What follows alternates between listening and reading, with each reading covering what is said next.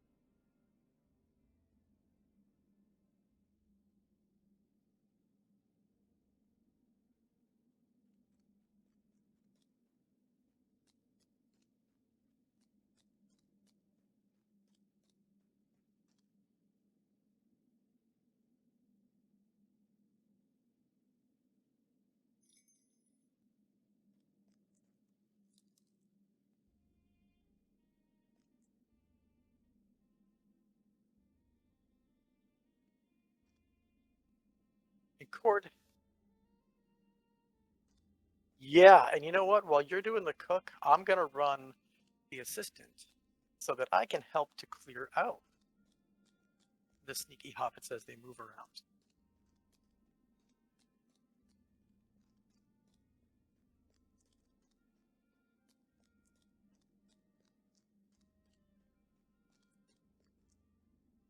Yeah, that's it. We made it so that it doesn't matter if you have a craft skill or a craft skill that doesn't match up with one of the two that are involved here, so that anyone can participate and help this event along.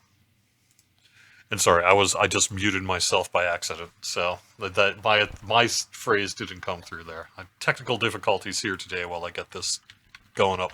It's because I wanted to hear your sound through my cell phone here, and I didn't want to have the feedback from the volume of the cell phone actually coming through my mic. So I muted it and then forgot to unmute it. Yeah, poor Cord today. It's fine. It's fine. They could hear you, however, Orion. Ryan, they just couldn't hear me. So yeah, the whole notion there is that assistants assist both the prospectors and the cooks while they're engaging in the event, and they earn rewards too. The tracks are a little bit different. For the assistant side, you earn your rewards every time that you complete 5 of the supplemental quests that are inside of the space. For cooks, you complete your advancement by, of all things, crafting the different foods that are being used and then delivering them to tables so that other players in the event can consume those. And as I said, the foods that you create and you put on the tables, anyone can eat them, anyone can drink them, and it makes it so that they get a little bit more useful, I guess is the right way to say it, in the space. They have a little bit more capacity to do things inside of the space. All right. We are going to take a look at the rewards and such after the event here. But so is this just for crafters?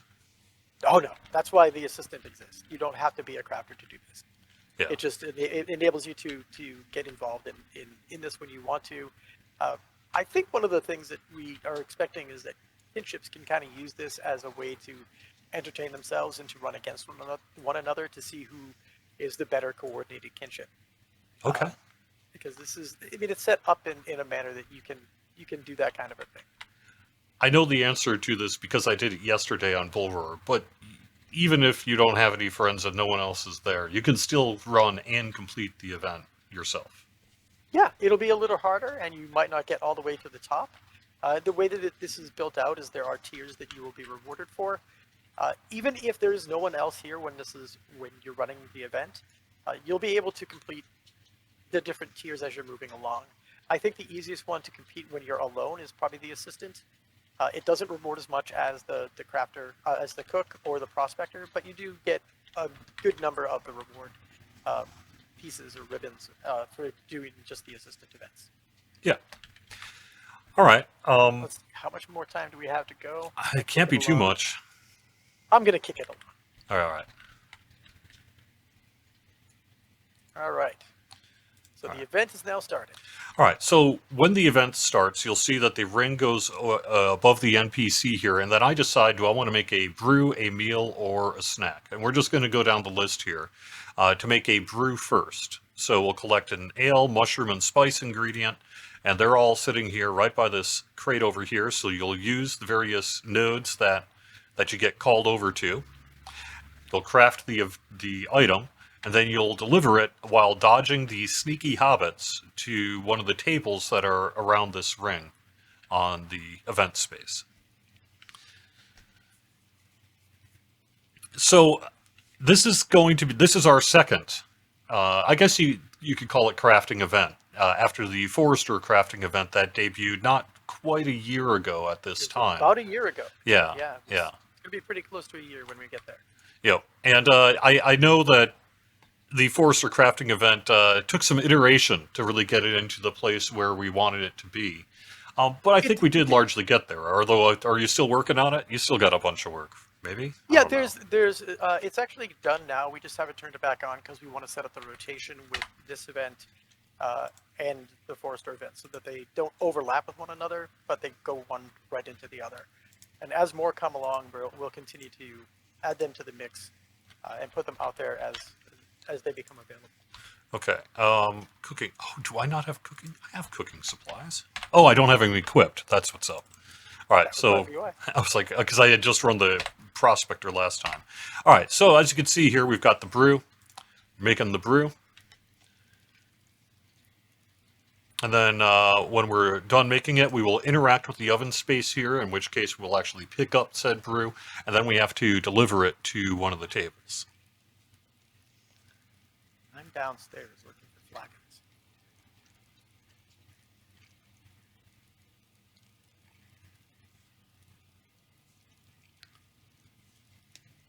Dogs 2018, I can get to that question here in just a minute. It's a little off topic related to this week's maintenance. I'll do that in just a second here.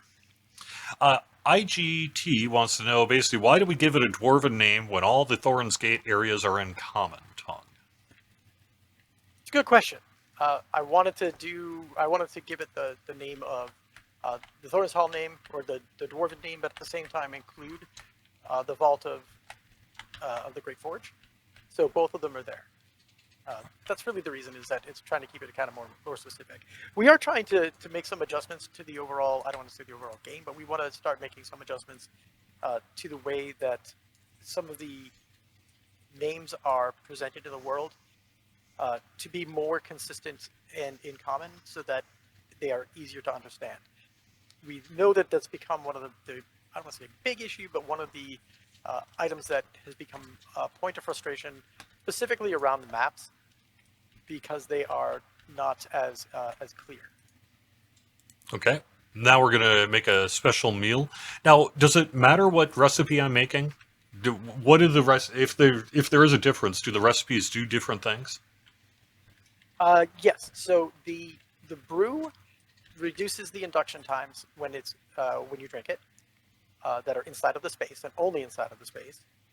The snack increases your movement speed inside of the space, and the full meal increases your speed while carrying the ore. Okay.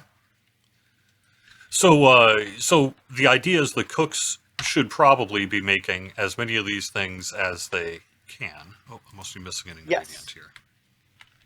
Yeah, here we go.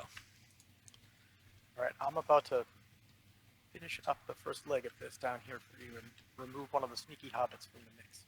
So how are you actually removing the hobbits from the mix? So there is a quest called Feeding Time inside of here. And what you're doing is you're collecting the spice, which when it's not cooked and put onto the mushrooms that are also inside of the larder, they make the hobbits' tummies a little bit upset, so they run off for just a couple minutes before they get hungry again. And you're doing that, what are you actually interacting with as an unassigned person? There are many different items down in what we are calling the larder of the space, and it's down the stairs from where you are. Yep. And they There are mushroom crates, there are spice crates, there are flagons of ale, there are a number of different things that are available down in that space that help to remove either the lazy prospectors who are dwelling inside of the mining space, or the sneaky hobbits that are up near the cooking area. Okay. So as a cook, then, you probably don't want to eat the meals because, oh, see, there's a sneaky hobbit right there. How about I fail it just to show you what happens? Sure. So a sneaky hobbit has dropped the dish, and then basically that means I have to recook the special meal or something if I want to make it work. Now, I did notice, because that is a consumable item, at least right now, you can actually consume the item that got In fact, taken. you should. So, yeah, and you should.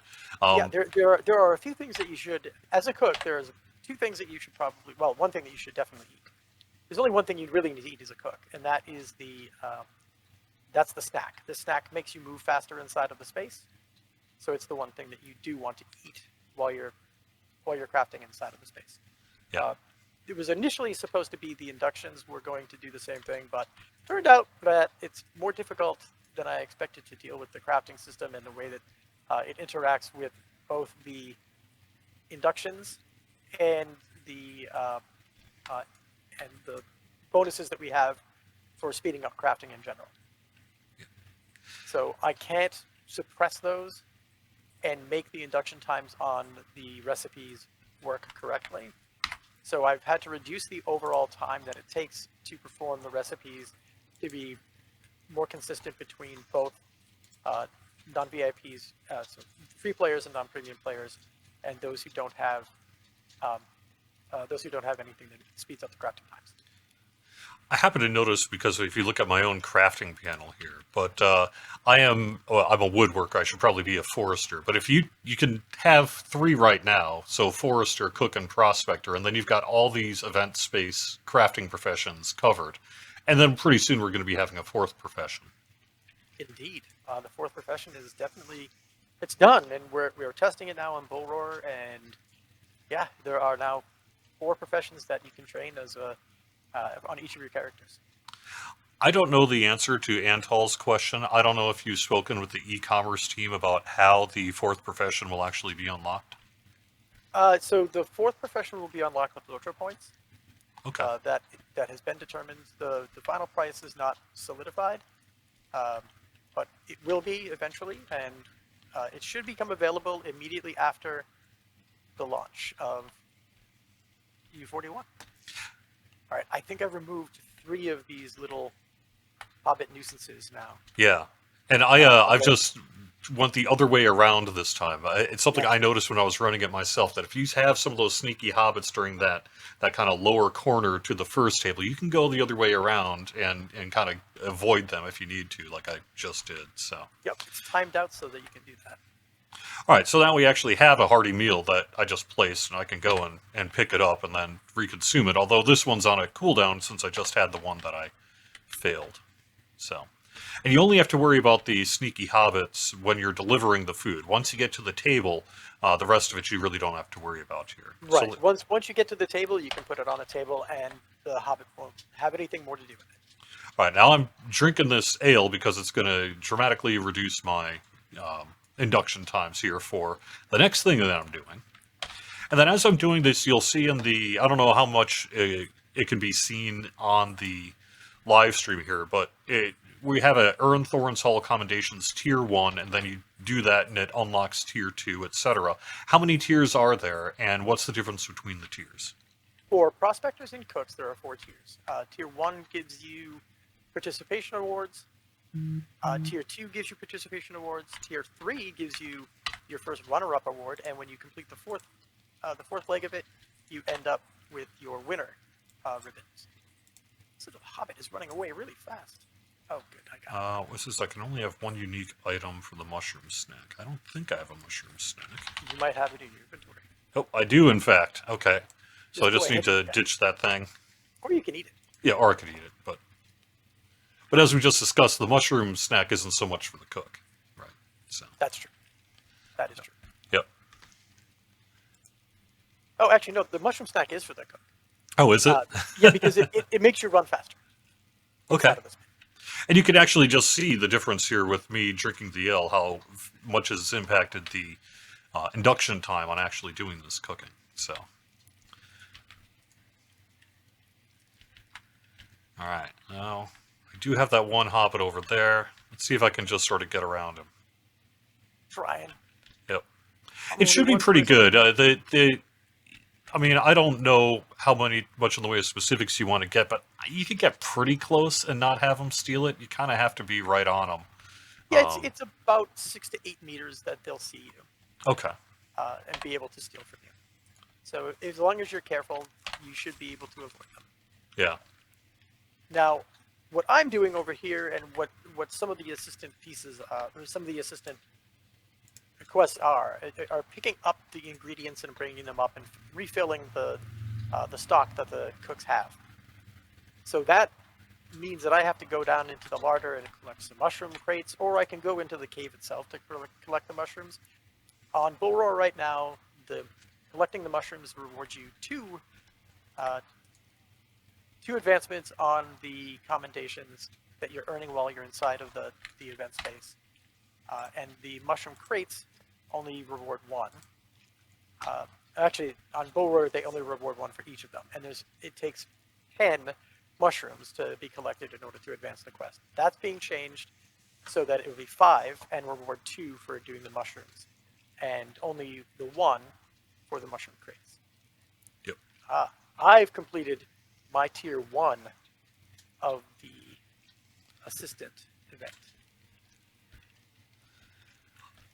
Just to let people on the live stream know, we're going to run this a couple of times and show off the different roles on camera here. So, but Orion's here not just to answer questions, but also to help me succeed during this event. So, how much of a difference does it make to have a bunch of people there? And like, what's the big deal? Why is it better to have 10 people in the space rather than say 2?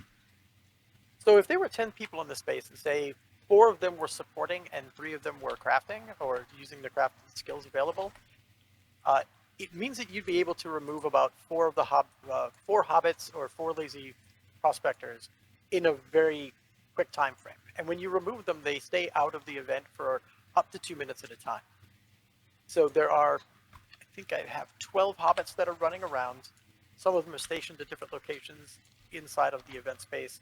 Some of them move, some of them change their speed. So learning the paths they take and learning where they stand is part of learning how to complete the space itself. So when you have more than 1 or 2 people that are focusing on the different aspects of this, you can remove some of the detriments or spoilers that are involved inside of the space until they are respawned.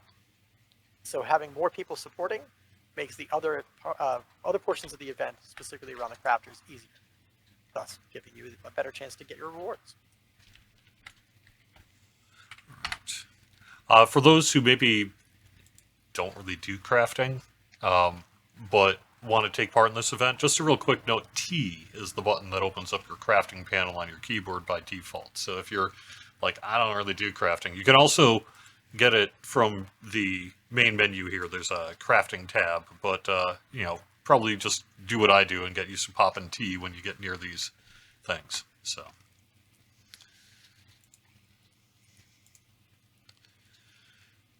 Right. I'm looking at chat here. Do you want to switch over and do Prospector now?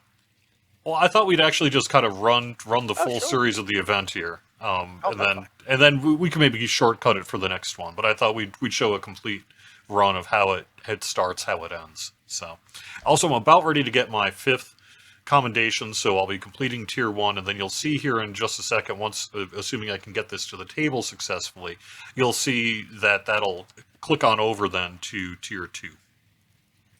Alright, so now I'm carrying it. Do I see, there's too many hobbits between me and there. I don't really trust it. So I'm going to go around the other direction here and avoid these sneaky hobbits. Let me, okay, well, that's fine. I can wait it out. Let's see, so I should be able to just do that. There we go. There we are. No problem. All right, and then yes, you'll see now I've upped to tier 2 of the Thor Hall commendations. Sweet. So, is there a winner? There is no winner. You basically are competing with yourself. Okay. And with the space, and with the space and the foils that exist inside of the space. All right. There's no restriction on how far you can get, other than the difficulty of the space itself. Okay.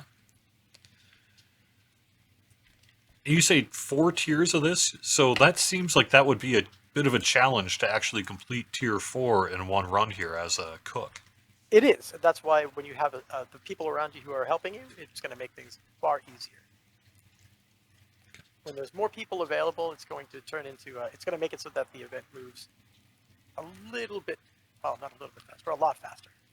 Yeah. Because you'll be able to complete things without having to worry about running away from the Hobbits or waiting a period of time. You'll be able to just move from one spot to another. The quickest spot is, I mean, you'll learn this. It's directly to the right of the cooking section, but it's also the one that the Hobbits frequent the most. Yeah, and there we go. See, that Hobbit actually just stole my snack there. Oh, because of this guy right here. That's who it was. Yep. Sneaky. And when you are working on any of the delivery quests, you can see what's going on because we're using the same tech that we have inside of the Shire when you're delivering your mail or your pies. So you can see where the sneaky Hobbits are. Yep. Yeah, they're not too hard to see. They're kind of just right there. So. And they're on your mini map, so you can see them on the mini map. Yeah. Yep.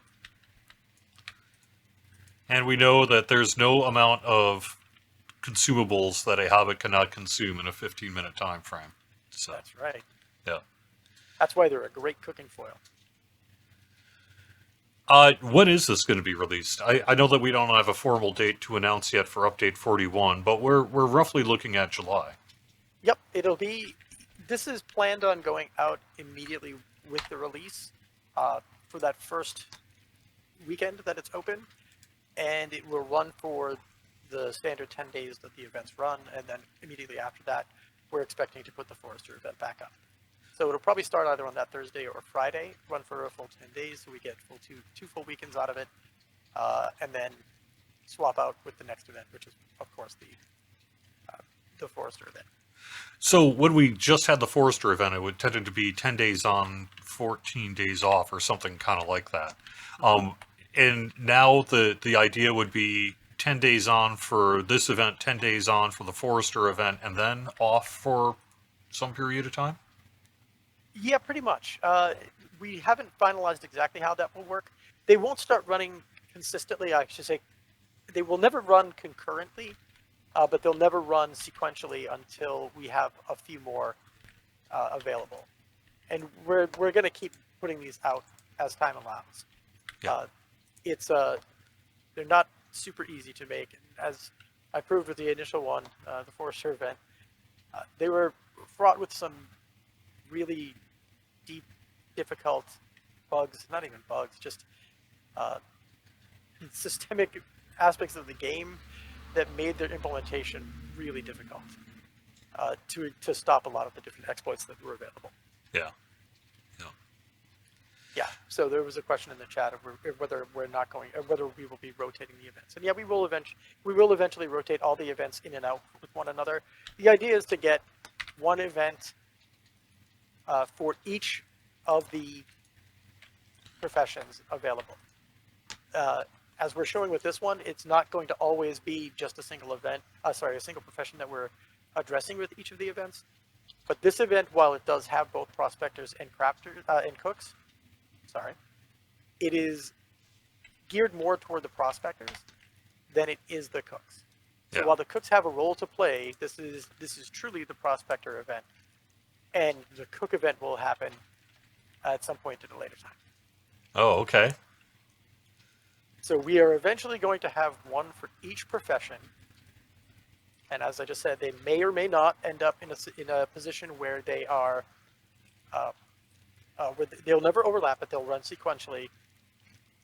And so we're trying to get it to the point where once all of them are available, Oh, it's over. So hey, we That's took fine. 20 minutes there. Yeah, That's not too pretty good. bad. So why don't we? Let's go look at the rewards first. Yeah, okay, that sounds good. So we're earning some commendations, and then there's an NPC outside, and We'll show it off here in just a second. But you're essentially trading them in for widgets, and you use those widgets to buy your stuff. Like you'll see, we'll get into what these things are in just a second. But you can get, like, say, the Luxstone, the cosmetics, and what have you. But you'll see here are these ribbons, runner-up ribbons. I've got 40 participation ribbons just because I was running this a few times yesterday, and then the 10 I just got. I believe it's 10 I just acquired here. So we will barter those to actually get the red ribbons that we will use to do the various things. Now, clearly, not all of them just take participation ribbons. You'll see some take winner ribbons, and some take presumably a participation ribbon on the unassigned side. Is that what that I'm looking at here? So everyone gets participation ribbons Yep. for the first advancement uh, inside of the wrapper quests that are available inside of the event. The assistants will always get. Sorry, the assistants always get the participation ribbons, and the crafters. So the crafters who are part of the event, the cooks and the prospectors, will get participation ribbons, runner-up ribbons, and if they complete all 4 tiers, a winner ribbon as well. Okay, so what am I looking at in terms of, let's say, the Luxstone? What is this right side participation ribbon versus, oh, one's the runner-up ribbon and then one's the winner ribbon. So Yep. how do you get a winner ribbon? Well, there's a few ways, right? So you can win the forced event outright, or you can complete the 4 tiers of the new Thor Hall event, Okay. which will make it, which will give you the winner ribbon for each time that you complete it, and get the winner portion of the event. Okay. All right. So I think we all pretty much know what a prospector's pickaxe is. It reduces the reduction time or induction time for mining as a prospector. What the heck is a Luxstone? Well, the Luxstone was introduced last year, and it's Yep. used to do a lot of the updating of any of the new gear that's been put into the game. So this is how you, any of the new crafting recipes that can modify an existing piece of gear or a piece of gear that is crafted, uses Luxstones to do so. They are put into Luxstone settings, and those Luxstone settings are added to the different recipes to increase the level of the gear that you're building out as a crafter. For the profession implements or the equipment that you use to harvest and to make anything inside the game, all the craft items, they can be used to add in the different cosmetic appearances, which are available on the table to your right. So you can see what the new Prospector ones all look like. Oh, okay.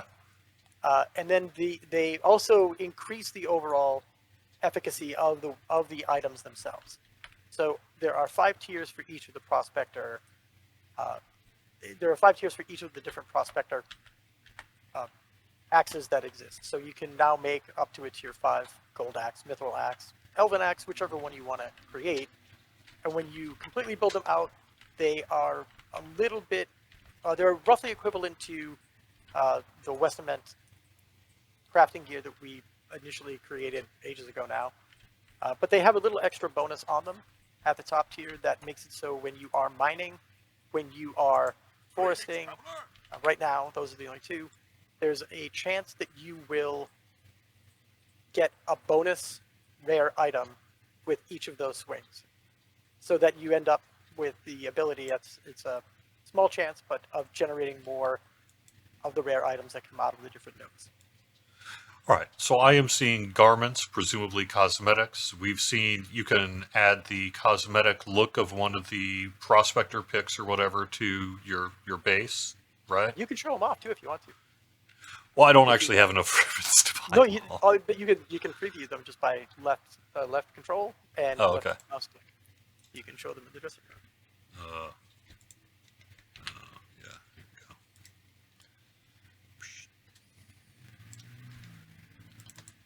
See, I'm not seeing it. What am I doing wrong? If you you should be able to just. Oh, you want to go down. All right, so yeah, you're not going to be able to see them there. Okay. But the ones that are on the table are the other cosmetic pieces. And if you want to walk over to the table, I can go through it. It starts with the dwarf. I was talking about the different cosmetic outfits that are available. Okay. So the dwarf is the first one. The second one is the elf. Then the hobbit. Then the westerness. Then the stone or primitive. Yep. Then the Lossoth. Then the gold. And then the mithril. The mithril one looks pretty cool, I have to say. They all look pretty sharp. I think they should. They're just for crafting, but I wouldn't want to be hit with one of those things. So, let me talk a little bit about some of the other rewards as we go through the table here. We've got various, like I said, garments that you can wear on your character. We've got the pickaxe recipes. Now, what do these recipes do? This actually just lets you create that kind of pickaxe? Correct. Yep, that's what it does. And you need the ingredients you need to purchase the ingredients from, you get the ingredients from other places, and you can also get them, you also get the other pieces that go into it, or the widgets that go into it, from the reward vendor himself. Okay. And I have a hard time reading some of this text when I've got my spotlights in my face. But yeah, we're just looking at the various kinds of recipes. Now, what's the difference between, say, the gold, the fine gold, mithril gold, prospector's pickaxe recipe? Yeah, each one of those just increases the overall efficacy of the item itself. So I believe the top tier one is... Maybe extraordinary? Yeah, I think it's the extraordinary. Yeah. Yep. And those are... Or maybe the mithril? Yeah, those give you a 4-second reduction in your prospecting mining duration. They take on the appearance of whatever you actually chose. So if you're using the, say the gold, then it becomes a gold version of the tool. When you swing it, it increases your prospector critical chance by 10%, and it gives you a 5% chance to find all the bonus rare items from the nodes. So that's what happens when you level those up. And the other thing that we've done with this event is added in the ability to combine a like Prospector axe and a like Forester axe together to then make a combined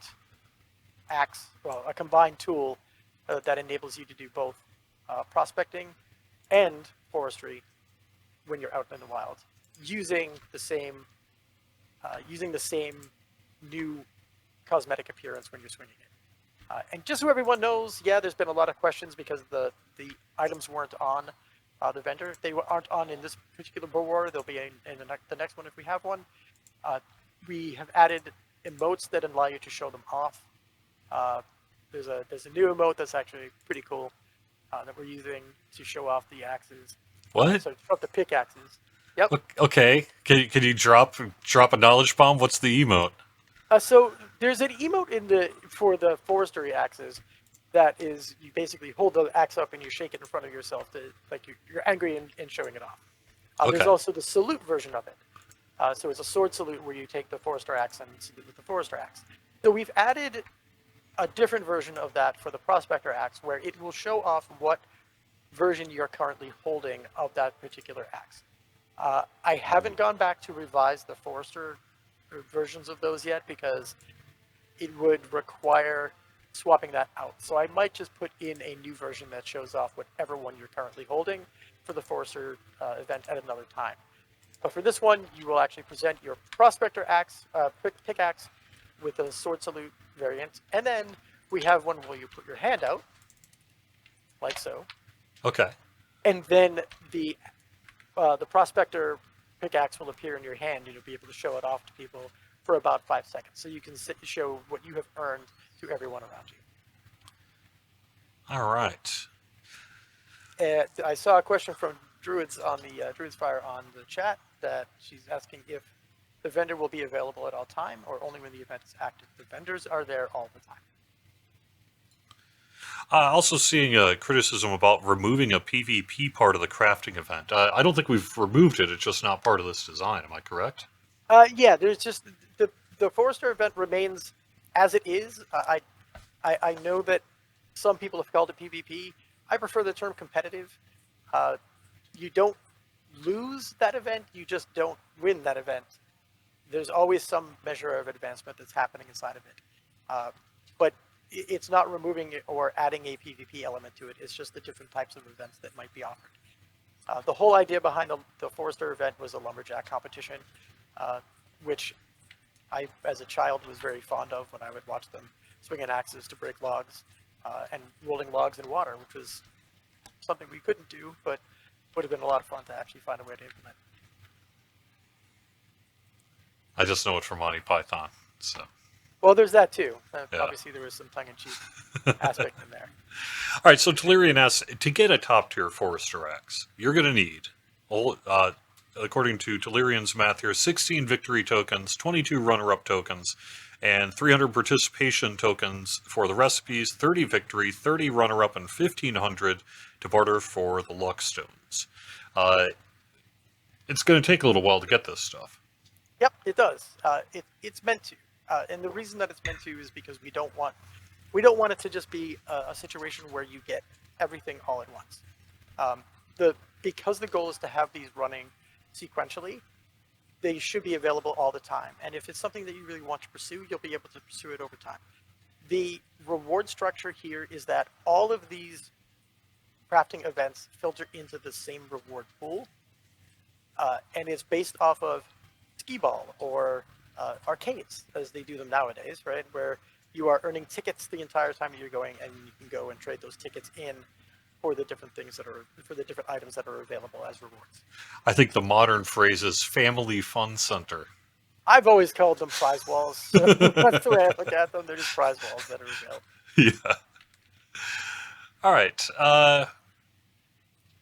There's someone asking about the idea of a gatherer as a profession to collect anything in the landscape, not necessarily process whatever it was. So, you're not a forester, but you can pick up sticks. You're not a cook, but you can, pick up cookies. Yeah, we haven't really ever talked about doing that. I don't think it's something that we would really entertain because there's not really a necessity for it, considering that there are already existing professions that do that.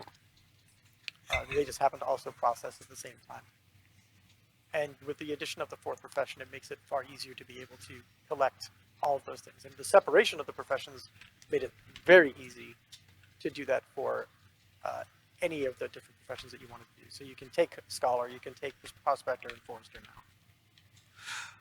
If you're amenable to it, why don't we pop on in and I'll run the Prospector side of things. You got it. While I do that, we can maybe get to a few of the off-topic questions. First one is about Lore Master, which I believe Onmac Mahal is more directly involved in. But are we planning to increase the number of, quote, battle pets? Not right now. Okay. Not for the changes that he's currently doing now. All right. Yeah, and I had a question about, that was really a community manager question about locking our downtime notices so that people didn't use them to chat when we had an extended downtime like we did this week. It's a deliberate choice that I have. I like to keep them open. I'm open to doing something else ultimately if the community would prefer me to do that. But the general idea is I don't really have a problem with people just using these long downtime threads as a place to sort of wait out the downtime. What I found in the past under the old forums where we did lock those service news threads is it just ended up spamming the general chat, right? People ended up creating 5 or 6 threads in general and then using that to just sort of do everything. And so to me, it makes sense to not just let it be a downtime thread like that. I am open, however, to the community's preference on that. So if people do feel strongly that they just want the facts in these downtime threads and a locked or OP that we then update, we can do that. I would say also that even in these long downtime threads, I always bring all the latest information and put it into the thread so that it pops on the staff tracker, and then also edit the original post to include that information. So you don't actually even need to read any of the stuff in the downtime thread. You can just check out the original post there and get all the latest information about what's going on. So hopefully that answers your question.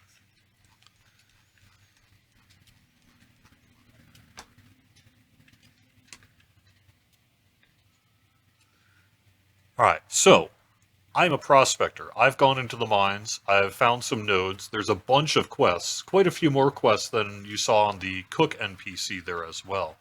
And we just had a lazy prospector pass me by. What do I need to do? What's that about? What's up with the lazy prospector? So the lazy prospectors are men who came down to learn from the dwarves and have decided that, boy, this work is really hard. They don't want to do it anymore. So they're just kind of milling about in the space and not contributing anything any longer to the dwarf event.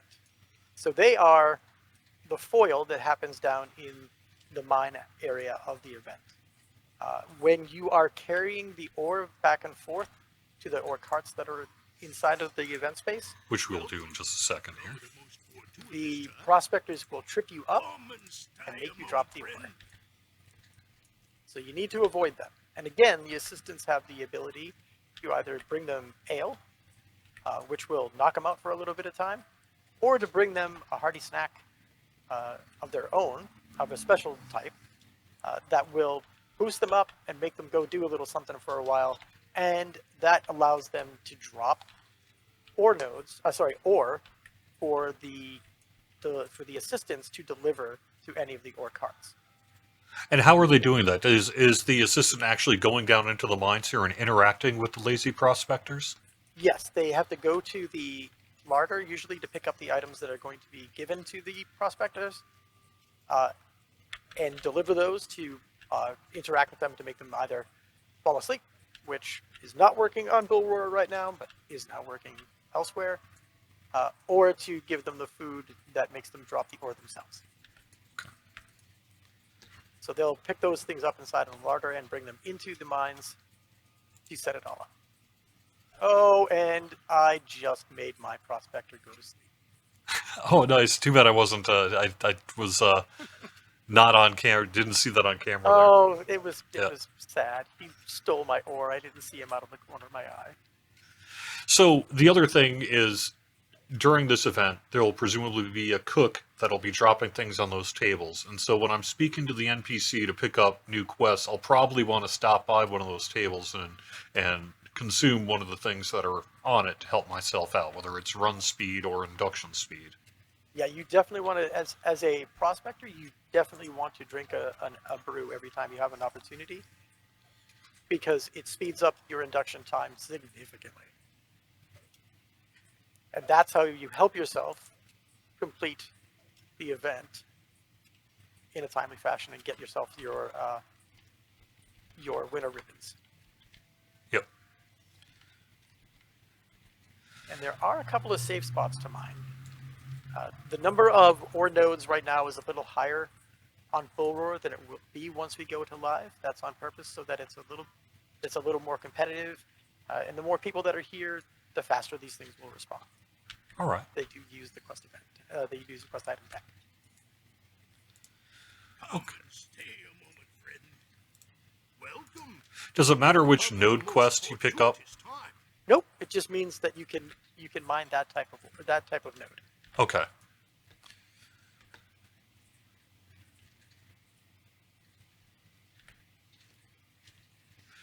Off topic, any chance we can get an update to the fishing hobby, given that a new hobby is on the horizon? So we're talking about ways that we could enhance fishing now that we have birding on the horizon. And Cord, I think we're going to try to organize a sit down with Code Purple, who is the designer who is doing the majority of the work on birding, and potentially our lore guru, who was instrumental in naming all of the birds that are available sometime before it goes live. So hopefully we'll be able to get that organized for everybody. Tweet. Yeah. But yeah, so we've talked about some of the things we would like to do and potentially do to enhance fishing at this point. It's just a matter of finding the time and getting the resources freed up to do so. Fishing 2, the fish strike back. What we're thinking about is trapping, actually. So Oh, okay. The area that we'd be mostly focused on would be Umbar, since it's along the seashore, and there seems to be a lot of good spots there to potentially open up the notion of leaving traps behind that you could then check on a weekly basis to see how much you've brought in for a haul. All right. As long as we're talking a little bit about hobbies, what's up with birding? What's the status of it? So, it's really coming along. I just finished up all of the deeds that are going to be available at the outset today. I think there's something like 52 of them. Okay. No, like 42 of them. There are 42 deeds that are available. The initial offering is going to have 200 plus birds that you can find in 14 existing areas of the world. Over time, that will expand to get up to the 600 plus that we've already talked about. Birds that will go from the beginning of the game world in Bree, Aradwin, or the Shire, all the way through Umbar and into the new areas that we're moving to later in the year. Yeah. One of the things I know that people have asked a little bit about, that I've talked a little bit about on the show, is the sound. Trying to get bird sounds for all of the birds that we want to do. What do we end up doing there? Because I know that our initial effort to try to find unique sounds for all hundreds of birds, when we actually sat down to do it, we're like, oh, okay, well, I don't want to steal too much thunder from Code Purple and others who are going to be working on that. Okay. Talking about that. But we have a solution. Yep. We were able to get a number of bird sounds, and the way that the hobby is built, you'll be hearing different variations throughout the time that you are trying to call a bird or see to find and spot a bird that you're looking for.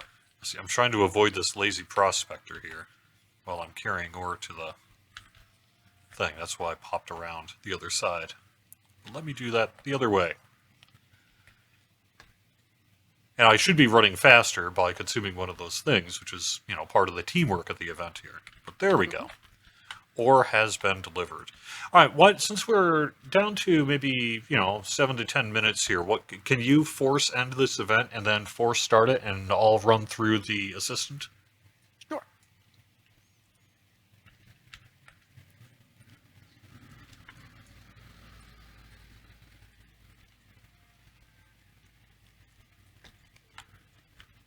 All right.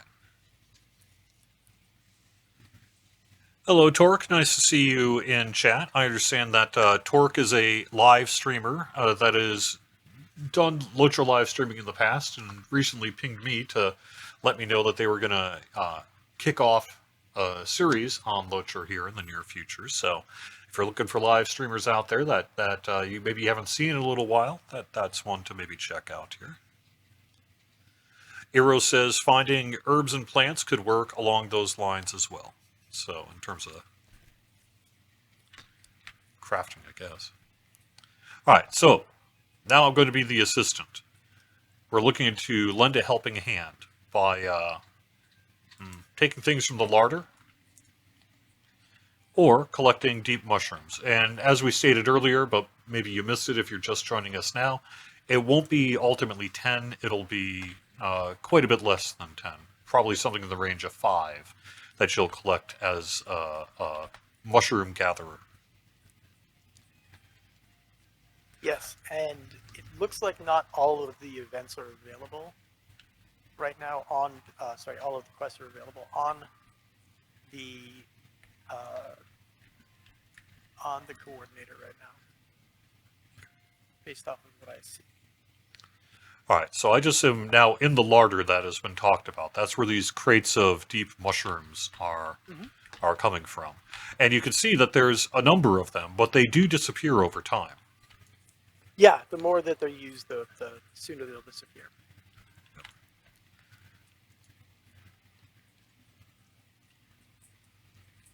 And we're delivering mushrooms to the cook's station. Now, there isn't, though, if I recall, unless maybe I just haven't run into it, there isn't a time where these crates are just gone for cooks, right? There's always going to be a crate there. Okay. There will always be a crate there. Yeah. The initial idea was that it would have a number of uses and then disappear until they were refreshed, but that would have made it more difficult for players who might end up in here solo to be Yeah. able to complete the event. So I nixed that idea.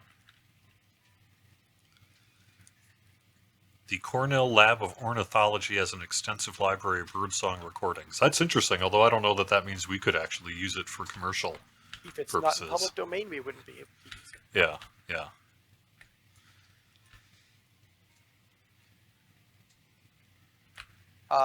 Are the titles from the professions going to be available still since professions are broken up? I think you mean the titles from vocations. I don't remember where we ended with that. We're probably going to find a way to bring them back because we know that no one likes to lose anything that they've earned inside of the game. Yeah. I don't know what the time frame would be on that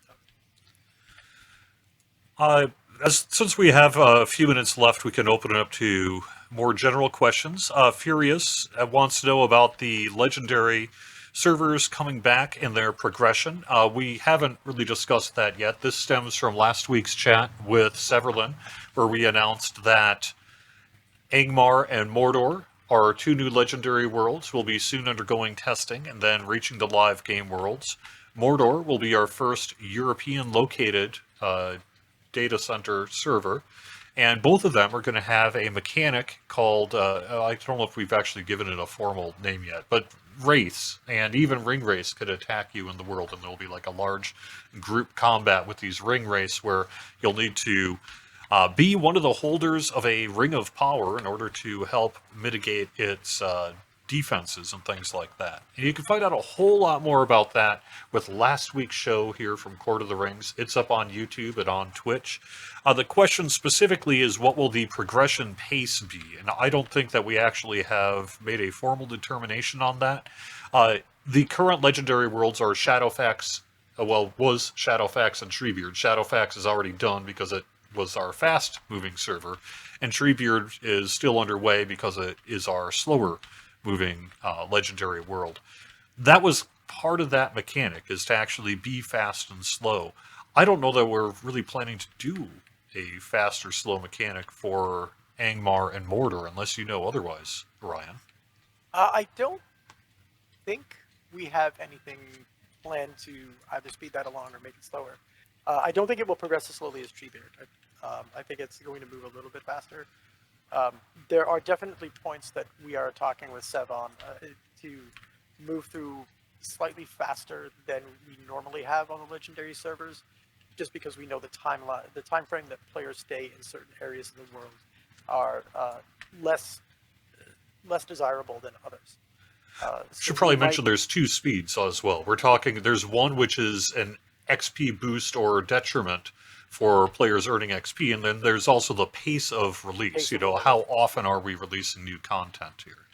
Yeah, I don't think we're planning on doing anything with the speed or with the speed of advancement directly inside of the world, so no additional XP earn or negative XP earn. It would really just be the pacing of the server itself advancing through the different level bands. Yeah. All right, so I've now picked up a bunch of mushrooms, and I'm bringing them back up.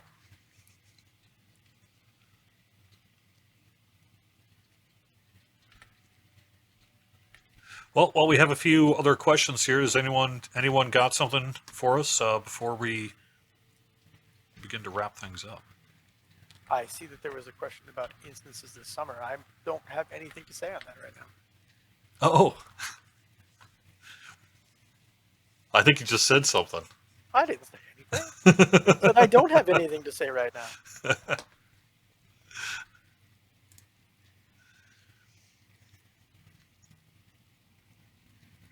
Any updates to the... I think they're presumably talking about the downscaling that you had talked about earlier in one of your streams.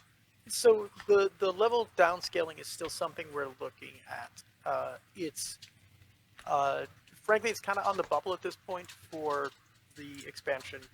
We're at a point now where we are finalizing everything that will end up being in the expansion, and it might be a little more difficult to get in that time frame. It's still something we want to do. We think that it would really help players who are looking to assist those who are coming into the game, and it would make it so that players can go back and play content that they hold dearly or nostalgically more readily. There's been a lot of question, I think, from the player base about why not just scale the other instances that haven't been scaled up. It's a question of resources, time, and the effort that would be involved in doing that. It's a lot harder for us to do something like that based off of just the way that those were initially built, and the fact that we've added tier systems on to our instances since that point. Not everything is an easy swap one-to-one on how things were initially created. So a lot of the skills that are inside of those spaces are bespoke to those particular spaces and weren't set up to scale correctly. So we would need to make some adjustments in order to make those work if we were going to make them into scaling. So scaling instances in the way that we do our scaling instances now. The downscaling is beneficial because we can find ways to reward, and what we're working on for that system is a way to reward you for going down to the levels that you would need to go back, say, and close out some of the older deeds that you have inside of those regions that you are now just so far advanced for that you stop through everything. We want to find ways to just kind of incentivize that and playing it on level again, which is why we came up with the notion of a downscaling system to begin with. Okay. So it's still being worked on. It hasn't been finalized. All right. So I guess before we wrap up the stream, is there anything you wanted to mention? No, I just said I'm really excited about this, and that the PvP stuff is also going to be coming out. Oh, right. I guess it's probably a good thing we didn't tackle the PvMP, A Sapling Grows in the Ettenmoors. That was actually something that we were planning to talk about. So let's just talk about that for a quick minute here while we wrap things up. Over on Bull Roar this week, there were new quests added to support a new monster player reward track. That's being offered Freepside with Farinil and Kinade on Gramsfoot. Is that correct? Yeah, so the way that this works and the way that it's going to work is we're introducing a monster player reward track with U41 that introduces a new currency called Moranwe. And not Moranwe, we changed it to Marta. So it's Marta in the singular, Martar in the plural, and what it means is fate. And the idea behind this is when we initially launched the game, we had the Destiny system, which allowed you to play as a monster player to earn a currency that you could then use to purchase buffs and other things for your player character. That was how we kind of maintained that player base, offsetting one another and enjoying the different aspects of monster play. Over time, Destiny went away when we went to free-to-play. So this reintroduces the ability to earn Moranwe through the reward track. There are rewards that are available for players and for monster players. The monster players who are engaging in the reward track through a limited set of quests that are available only when you find and deliver one of these saplings, either when you deliver them on the monster side to Sinead. You open up the ability to corrupt this little sapling, which you don't know what it really is at this point. Neither do the free people. The free people are also cultivating theirs. So there are two aspects of this. You are either a cultivator or you are a corruptor. If you are a monster player, you are obviously corrupting.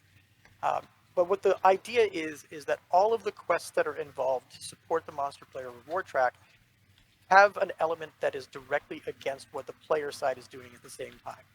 Only monster players can advance the track, and only that small subsection of daily quests that are available from Sinead will advance that quest. The track is meant to last for about 30 days, with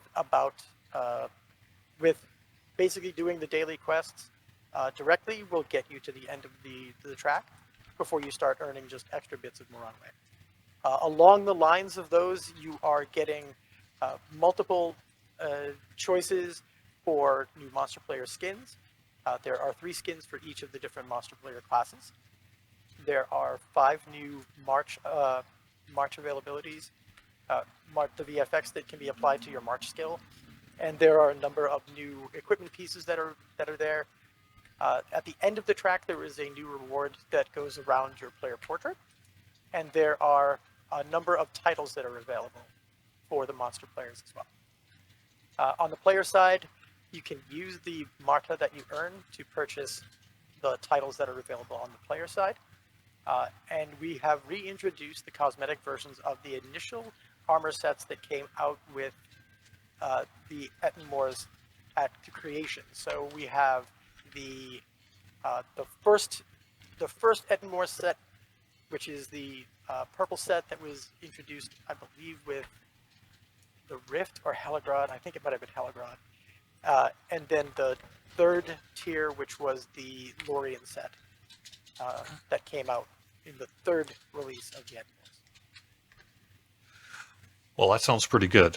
Real quick on the timing of that, is that also for Update 41? That is for Update 41 and will be available for purchase with looter points from the character from the menu in the character panel on the monster player side. All right. Well, that sounds great. Thank you so much for joining me here, Orion. More than happy to do so. All right. Great seeing everybody. Yep, it was nice for everyone to be here to watch. This show gets archived on YouTube. If you're watching on YouTube, we really appreciate you being here. Give us a like if you would. Give us a subscription if you'd like to get these videos in your YouTube subscription feed. And I don't know what we'll be doing next week. It is the day after a big U.S. holiday, so I probably will be doing a stream, but it probably is not going to be anything too fancy here. For next Friday's show. I'll probably just be in the live game world doing a little bit of gaming, hanging out with y'all, and having some fun. So thank you all for being here, and we will see you next week. See you later.